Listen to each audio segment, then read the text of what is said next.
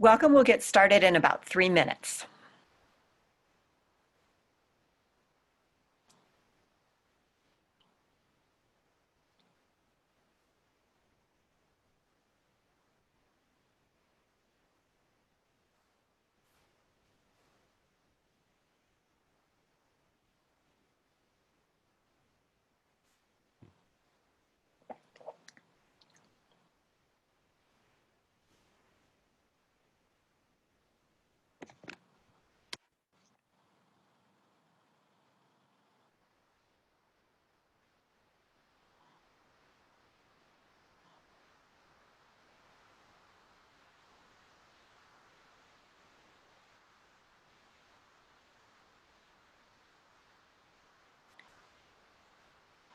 Welcome. We'll be getting started in a couple minutes now.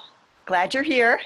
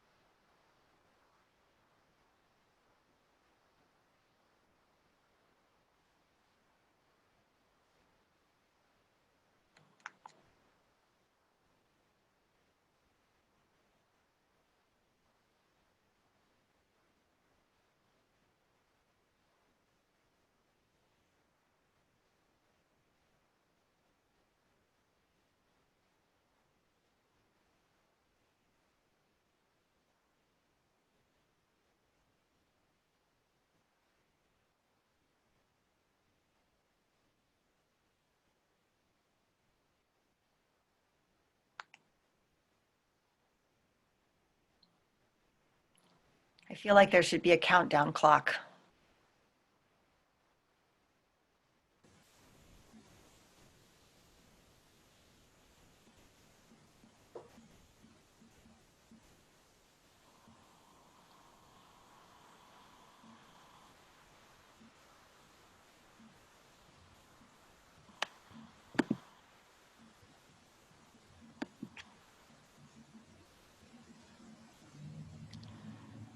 Since it's 5 o'clock, we'll go ahead and get started. I'm so glad that you could join us tonight for this webinar about engaging faith communities for environmental justice with a green team.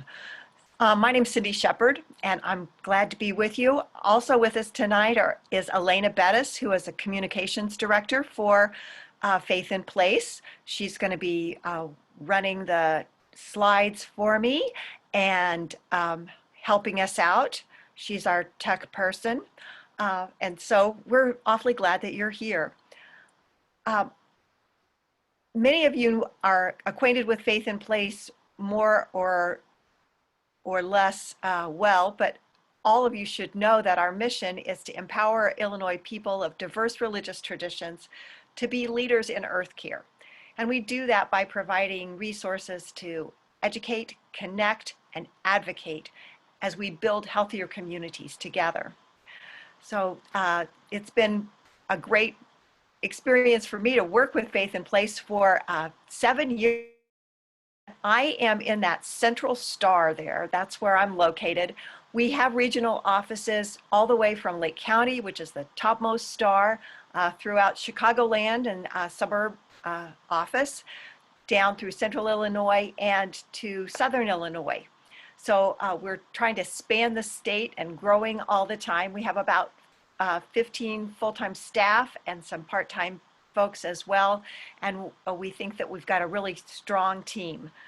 That's where we are. And I would really love to know, where are you? So if you'll look down at the bottom of your screen, you might have to move your cursor to make it show up, but there's a black bar, and in the middle of it is a chat box. If you click that chat box, will you please type in your location? I would love to know where we are. Okay, all right, we've got some suburbs, we got a city person. This is great. Glad that you're here, really glad that you're here. Let me show you where the faith partners are that have been working with Faith in Place now. This is from our website, our Faith Partners tab. You can see a map that shows where all our faith partners are. And if you're good with working on computer programs, you don't have to be that good. You can also find out, like, for instance, how many people from your denomination or your faith group there are. There's a way to filter those so that you can tell kind of where other people from your faith tradition are, or where there might be a faith partner from a tradition that you're interested in learning more about. So I encourage you to find the webpage, www.faithinplace.org, and look. It's my favorite part because our partners are awesome. And I love all our faith partners, but the ones that I think are my favorite children are the ones that have active green teams. And as you can see from the picture that's on your screen now, our green teams are very, very diverse, just as our faith partners are. Some are on the younger side, some are on the older side, some have a nice mix. We have people from different racial and ethnic groups, and it makes for a great mix of folks who are part of their community and yet bringing something special from Faith in Place. I hope that you're here tonight because you'd like to know more about green teams and perhaps get a green team started in your church. So I'd like to ask you on the chat again, are you part of a green team now? That will help me as I move through the next part of the program. Are anybody part of a green team now?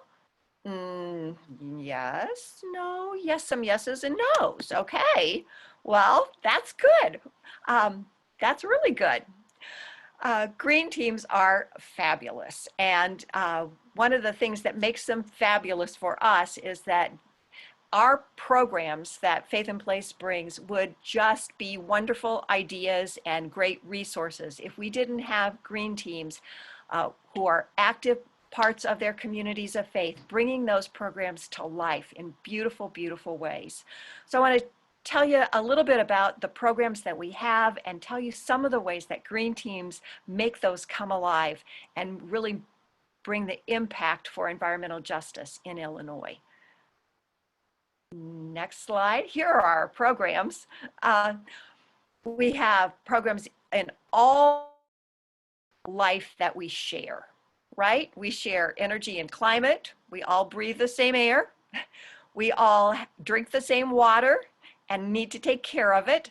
It's interesting to me that all the water that we have now is all the water that we have ever had, and it's all the water that we ever will have to pass on to future generations.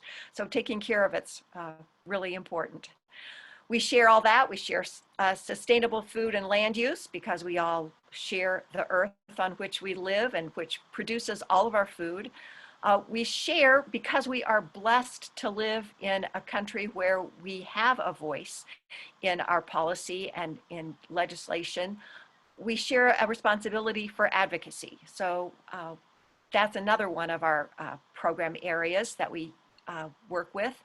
And also we have a youth is one of our program areas because we all share a future, and sharing the responsibility for preparing our youth for that future is a really exciting part of Faith in Place. So I want to tell you a few Green Team stories about each one of these program areas. And the first one that we'll talk about is energy and climate. One of the ways that we often get connected with a new faith partner is by doing an energy audit. And we were invited to do an energy audit for a faith partner. When we do that, we look at hot water heating. That's one of the areas that we can usually point out some opportunities to save energy. And so we look at that. We look at space conditioning, and we look at lighting. All of those are easy areas for us to walk through with our energy consultant and help the different faith partners find opportunities to save. And money, not just because they're greedy about money, but we want to save money because if you're saving money from your utility bill, then you can spend it on something that's the primary mission of your congregation. And most people would much rather spend their money on a new youth program, or they would rather spend their money on better curriculum for their education programs. They don't want to send it to the utility company every month if they don't have to. So we try to work with that with an audit. Well, my favorite audit story is that we were going through this very large non-denominational church, and there were a lot of different parts of the building. They had grown and grown, so they had just added on this part, and then they'd added on that part, and this one had this hot water heater, and that one had this hot water heater, and there were furnaces here and window air conditioners there. It was a very complex energy picture, and I was taking notes like crazy. And we got to the place that they were using as a fellowship hall for big community dinners. And there was a whole bank of sliding doors on one end of this large fellowship hall. And being a curious person, I said, wow. I sidled over to the doors and kind of slid one to the one side and said, what is this? And they said, oh, and they opened up these 3 gigantic barn door sliding things, and behind them were enormous, like this, almost like grain silos, these huge tanks. I said, wow, what are these? And the person who was showing us around said, well, those are our hot water heaters for our baptismal. It's very important for us to, in our tradition, we have full immersion baptism, and we want to be sure that we can get everybody fully immersed in nice, warm water. And I said, well, that is amazing. These were like 2 500-gallon tanks. I don't know how big they were. They were huge, and there were 3 of them. And I said, that's a lot of hot water.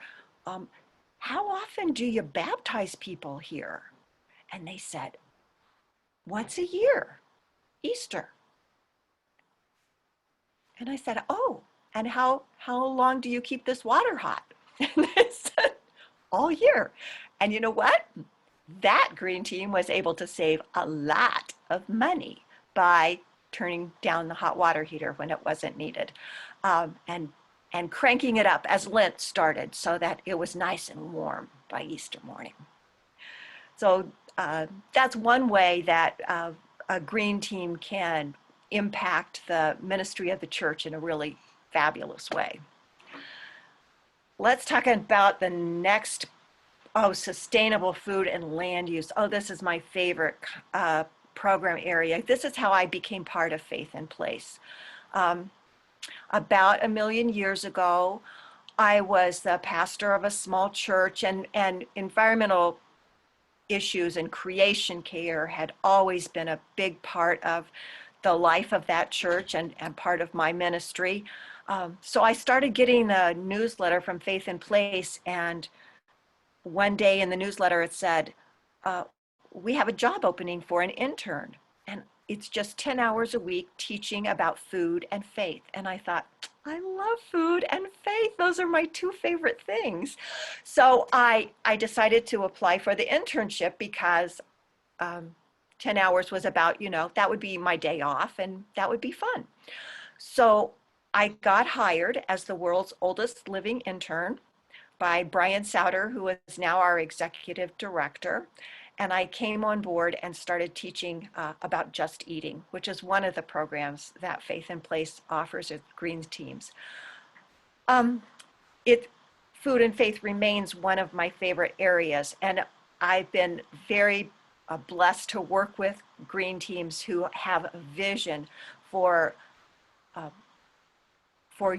raising food and feeding their neighbors clean local food, so that St. Matthew Lutheran Church founded Sola Grazia Farm, which is now farms almost 11 acres right in the heart of Urbana. and feeds the through the local food bank and through food charities. Over 6,000 pounds of food goes every year to get clean, beautiful food that they otherwise would not have access to. So those kinds of projects that green teams do are fabulous. But I'll tell you, Solo Grazie didn't start with that kind of a footprint. Uh, None of our programs need to start with a huge footprint. A lot of times they start with something like a nature walk, like you see on the top slide there, where people just get to know what the plants are like in a native area, what grows here naturally, and what kind of beautiful little insects and animals live out in the outdoors.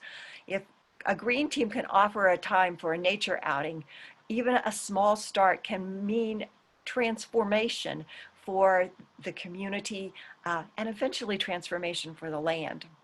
A few years ago, we started in Champaign-Urbana with the Park District. We started something called our Story Garden project, and we asked 10 green teams to agree to plant a 2 by 3 foot area using 4 native plants. Wasn't very big. And they said, okay, we can do that. And that's what it looked like the first year. But I went back 3 years later, and with almost all of them, with only one exception, had expanded that area out, had begun to use it for their children's ministries and children's education programs, had begun learning about native plants and pollinators, and had butterfly releases, or so it had grown over the years. A green team might start with something very small, and yet it grows to be part of the life of that congregation and part of the community's health. And that's really, really exciting. So another program area is water. Yes, yeah. And these slides are from a area in the Chicagoland region, the Calumet area, and there we had 5 green teams that teamed up, and each one of these faith partners put a rain garden on the church grounds. That's what the top slide looks like there. And then they agreed to be a little hubs for the distribution of rain barrels. And they educated the people in their neighborhoods, not just their faith communities, but the people that lived around them, about the importance of capturing rainwater and how that reducing the runoff during a storm could also reduce basement flooding and mold and make a healthier environment for the neighborhood. That kind of project is a big project, but green teams were at the very, very heart of it. And as they worked together, they made an even bigger impact for their communities. Let's move to the next slide on advocacy. Oh, people come from, green teams come from all over the state on Environmental Lobby Day. And this is a picture of us on the left in Senator Scott Bennett's office. He's my senator down here in Central Illinois, the 52nd district. And green teams lobbied him about the Future Energy Jobs Act, so much so that when he finally signed on with us, he accused us of stalking him and waiting for him in parking lots, which I swear we never, ever did. We always made appointments, but we talked to him about how important it was for us that our energy future be clean and that it be equitable and that it include jobs for people who are needing job training. And he listened, and he acted. We, as people of faith, have more power than we believe, that we think about, that we can even imagine, I think, sometimes. When we come together and we present the moral obligation that we feel as people of faith and educate our legislators about the issues that are try to build healthier communities, we really can make a huge difference. The lobby days have grown under our current policy director, Reverend Scott Onquay, to get 500 to 700 participants. It's really an exciting day. I don't know when we're going to have an actual lobby day again, but I do know that the people who have advocated through lobby day, through letter writing campaigns, through signing petitions, have made a huge difference for their own communities and for Illinois. And green teams who, not every green team takes to lobbying or advocacy. We don't call it lobbying. We call it advocacy. We don't take to advocacy right away sometimes, but those who have tasted it develop a good sense this is part of what they want to do. And so not all of our green teams do that, but those who do make a huge difference. And I'm glad to have that as part of our program areas. Next, I want to talk about youth programming. This has been a Chicago program for a long time. And it's aimed at having a summer experience that fosters environmental education, experiential education, and leadership training for young people who during the summer might not have experienced the kinds of environmental issues during their school time, and they might not, if they might live in a city and not have a lot of opportunity to experience some of these wilder areas that they go on field trips. For us as staff I've gotten to sort of eavesdrop in some of the orientation sessions for the Chicago area, and when it's announced that we're going to go camping, there's a lot of times that the youth say, "Oh no, I'm not going camping." I can't imagine going camping, but and then at the end of the program during the graduation ceremonies, when they stand up and talk about what they have learned and what their favorite experiences are, a lot of time it's camping. A green team in the north and west suburbs, where Dan Hensha is the outreach director, was just captivated by the idea of youth programming and having eco ambassadors. And so they said, we're going to make that our project. We want it to support what's going on in Chicago, but we want to make sure that in our area, we're also reaching out to youth and involving them in this sort of great experience. So they started a pilot from his Countryside Unitarian Universalist Church, was the first big sponsor for a green team pilot program. Then the next year, it expanded to Lake County, where Celeste Flores had some great eco ambassadors. And this year, I'm so excited that Central Illinois is also going to be piloting a program for the eco ambassadors. Green teams are a crucial part of the programming that we do, and especially an especially great experience for green teams is to hear from these eco ambassadors and hear about what they've learned. So let's move on. We're not just another environmental committee at the church. When we have a green team with a community of faith, we say, there's some tips for you. It has to be connected to your faith. So the first connection that we make is to the traditions and the practices of each congregation and of each faith. That's what it's really about. And we say, this committee can't just be in charge of keeping up the church grounds. We want to infiltrate the entire church life. So we want it to be part of worship. We want it to be part of education. We want it to be part of the that you have. The green team needs to be involved with those things. We have a lot of great tips on our green team sheet. My favorite is don't scold. Environmentalists sometimes kind of scoldy.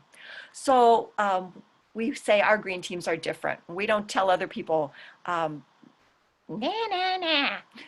We say, we're doing something because we love it. We're doing something because it feels great to take a nature outing. We love the way we're recycling. So we don't point our fingers at anybody else, but we do say, this is what brings us joy. This is what helps us live our faith. We invite you to be part of it.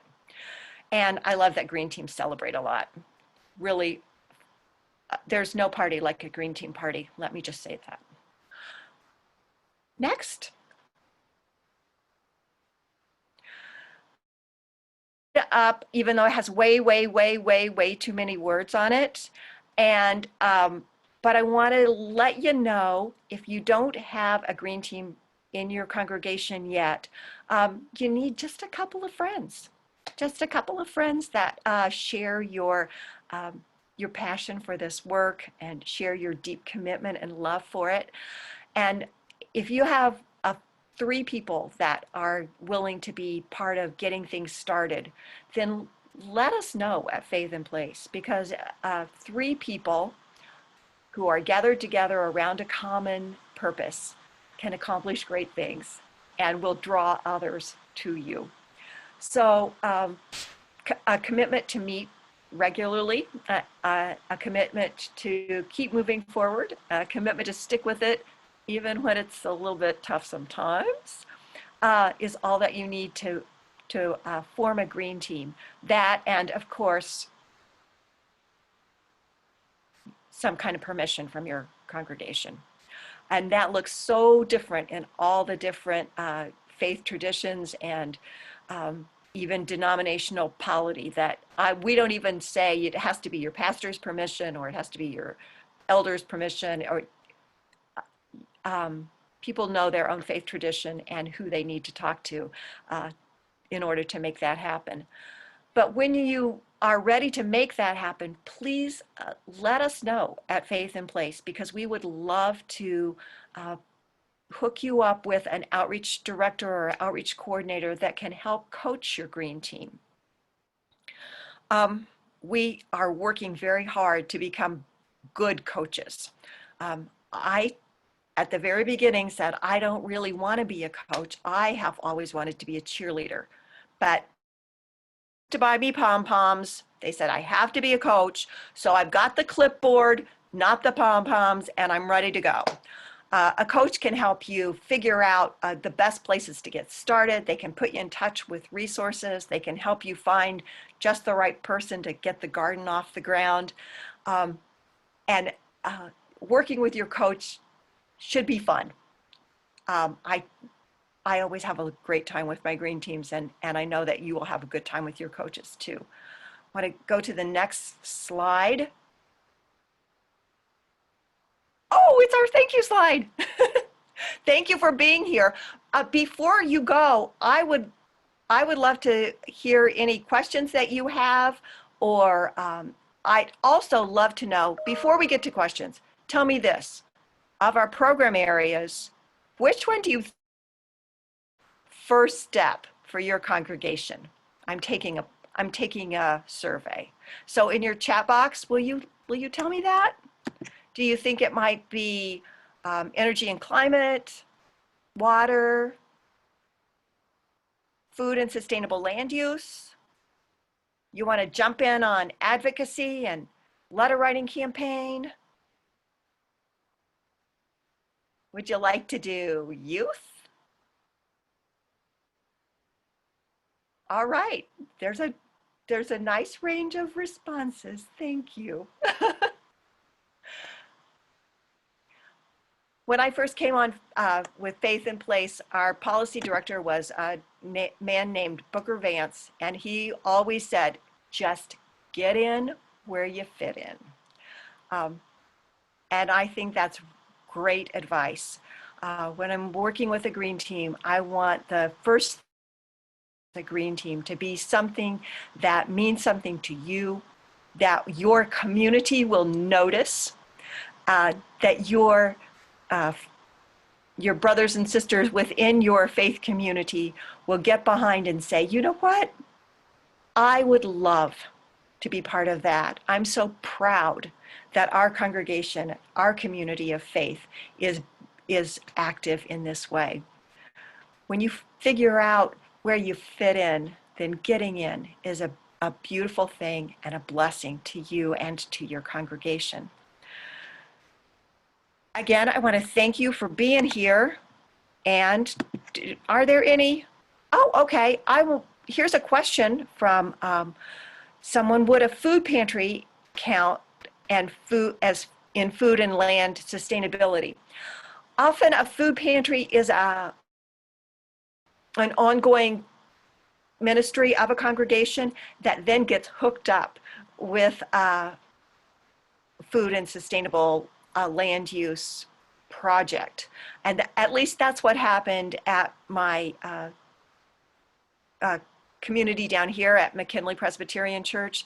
They had a food pantry because they were in a relationship with an elementary school here in Champaign, in an area where food access was a real issue. So they supplied the food pantry, and they had some very dedicated folks who collected non-perishable food and got it from the food bank as well. But they came back to the green team and said, you know, we are never able to offer fresh produce. The produce that we get from the food bank is like day old, a day past its expiration date. It's not very attractive. And is there anything you can do? So the McKinley Green team said, yes, absolutely. And they put in a big raised bed garden right in the front of their door of their building. Students from the U of I help volunteer to take care of it, but it's a pretty low maintenance. It's a pretty low maintenance garden. It's a raised bed garden, and Faith in Place has the plans for that garden if you're interested in doing that. So once a week they harvest, they take it to the food bank or to the food pantry, and the pantry folks love to exchange recipes and to talk to the staff about it. It's been a really great addition to the food pantry. So I'd love to have a garden attached to every food pantry because people of faith love to feed hungry folks. So that's great. Another question is about composting, and composting is part of dealing responsibly with waste. We have a beautiful waste toolkit that's available through our website.